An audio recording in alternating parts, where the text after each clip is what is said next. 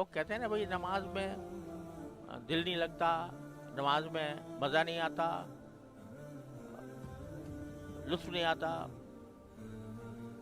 تو کہتے ہیں جی یعنی ہماری نماز بیکار ہو گئی، نہ مزہ آ رہا ہے، نہ دل لگ رہا ہے، نہ کچھ ہو رہا ہے. تو حضرت فرماتے ہیں، حضرت گنگوئی رحمۃ اللہ علیہ، کہ میں اس شخص کو مبارکباد دیتا ہوں، میں اس شخص کو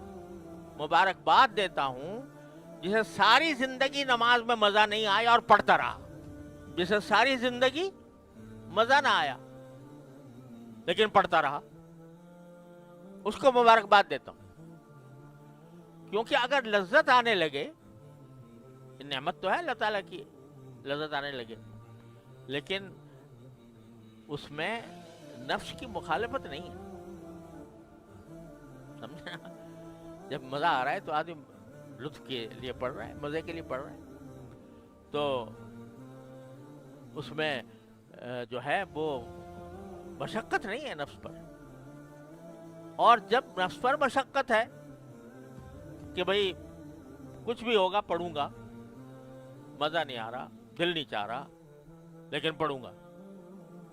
تو حضرت فرماتے ہیں کہ ساری زندگی اگر مزہ نہ آئے اور لیکن پڑھتا رہے، چھوڑے نہیں،